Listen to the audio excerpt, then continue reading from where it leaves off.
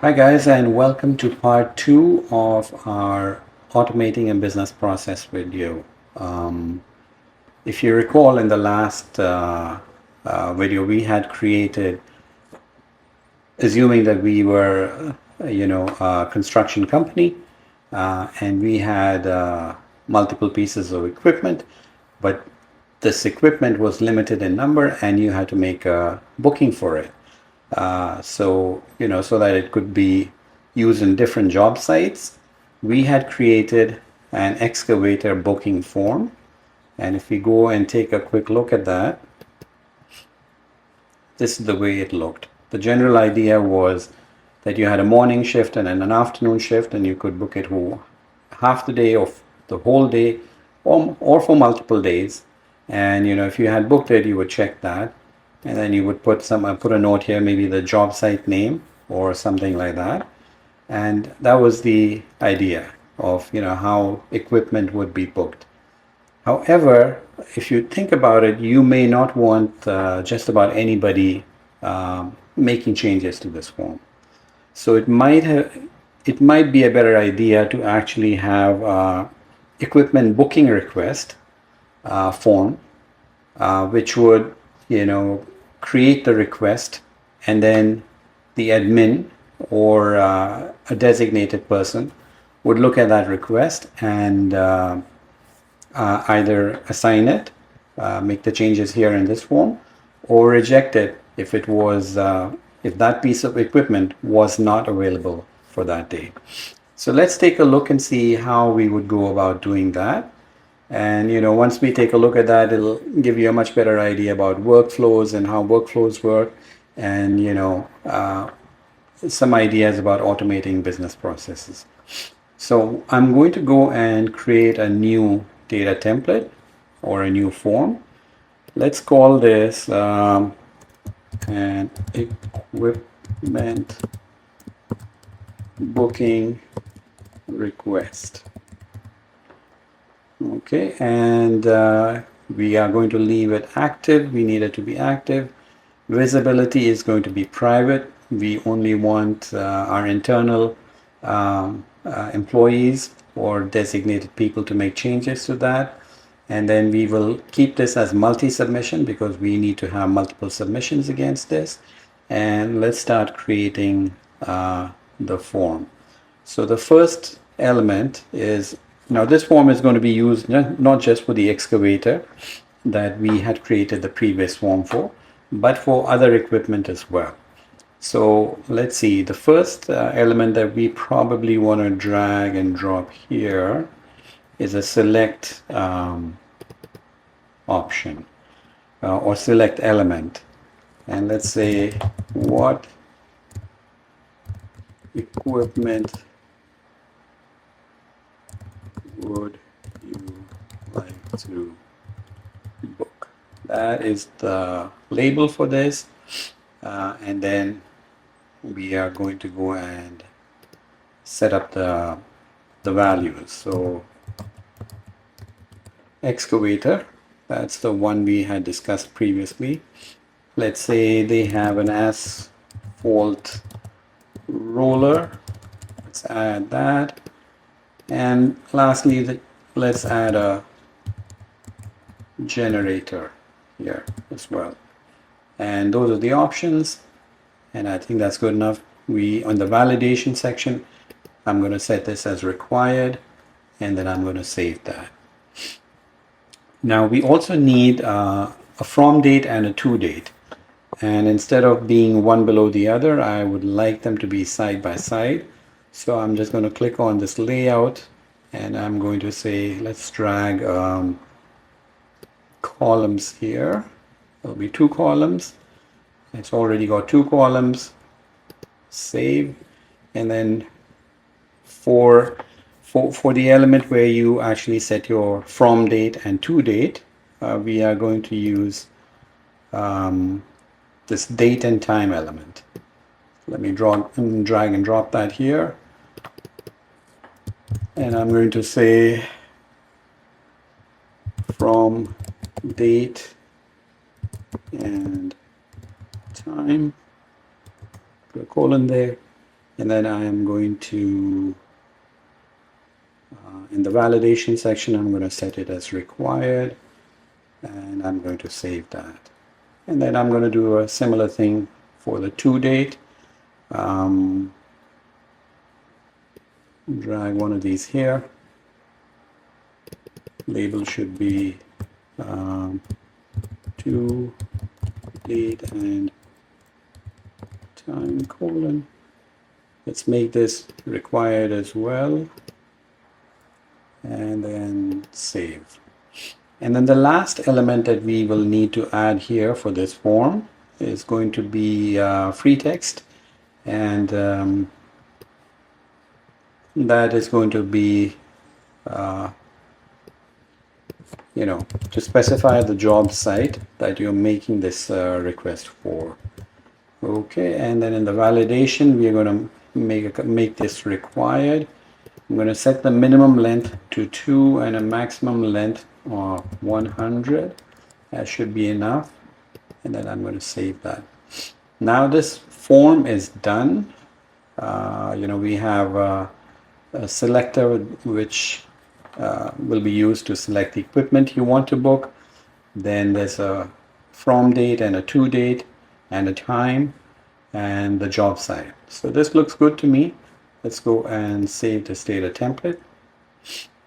And we're done editing, so I'm going to go back and then go to my data templates, and I can see it here. I'm just going to make a slight change. I'm going to move it into the folder where we had the other data templates. So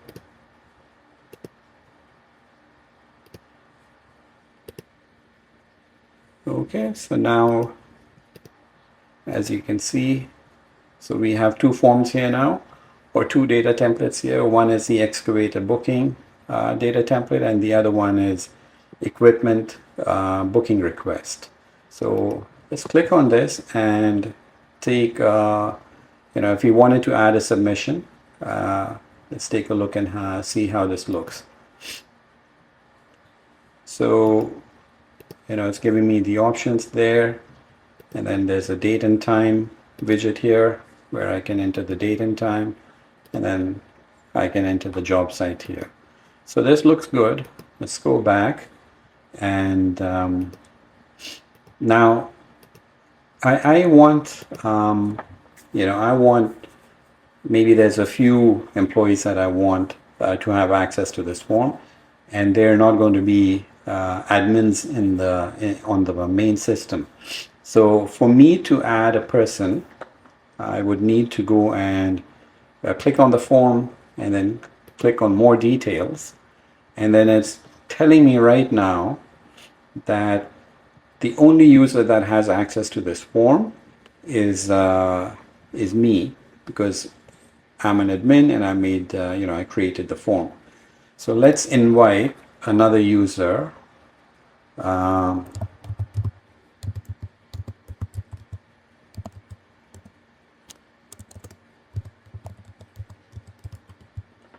So we will invite this user, and this user will only have permission to submit the form and nothing else. They will not have permission to do anything else.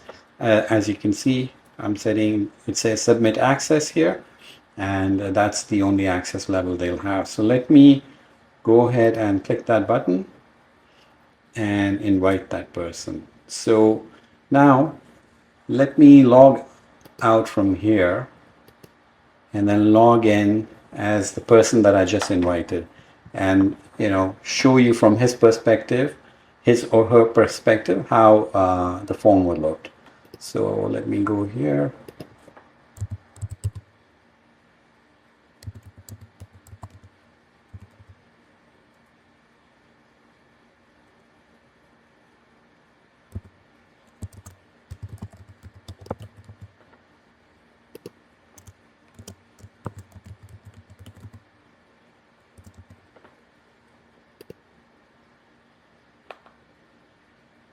Okay, so I have so one thing to keep in mind is that I had created this account previously, And anytime you create an account, you also get a full-fledged account to yourself. So this one right now is the account for this particular user. However, we need to go to the account that for Acme Construction.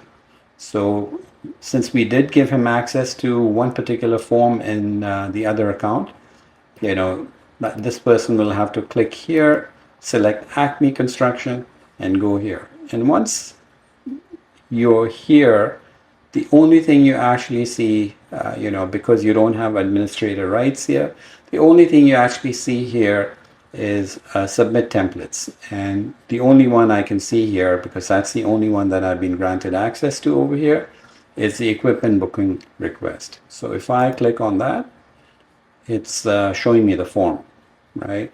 So let's actually make a request here.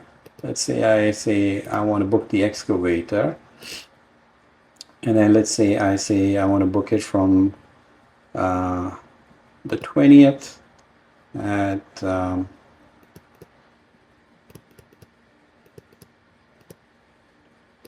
8 a.m. and then I want to book it till the 21st at noon. Okay, and the job site, let's say it's and then let's make a submission, submit that form, and that submission has been made. Now what I'm going to do is I'm going to log out of here and then log back in as an administrator.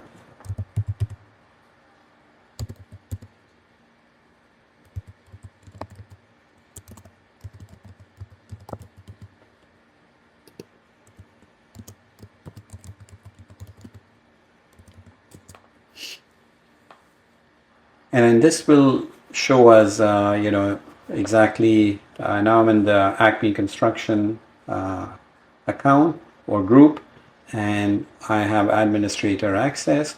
So if I go down to the data templates here, and then I find my equipment booking request, and then I go and look at submissions. As you can see, submission I just made is showing up here. And it's saying, submitted by the person that I had granted access to, and now, it's in my workflow and I can take action upon it. So, what I can do is I can go and take a look at this and say, okay, the request is for the 20th and up to the 21st till noon. So I can now, first of all, I can say, okay, I can set this to in progress for now and update this. And then if I go back, it's going to show me that it's in progress. And then if I go back here and click on the excavator booking, I can go and make that change, the requested change. First, I'll see if it's actually available or not. I will then make the change. So if I go click on the modify current submission, let me see if it's available for the 21st and the 20th. It is. So what I'm going to do is I'm going to book it for the morning, afternoon. I'm going to say that was the job site they put in. And then for the 21st, I'm just booking the morning because they wanted it till noon. So I've set it to the morning. I'm going to make the submission. It's all done, and I can now go back, and then I can actually go and make a change on the workflow for this request. Now that I've actually fulfilled that request, I can click on the submission. That's the request that came in. I had set it to in progress.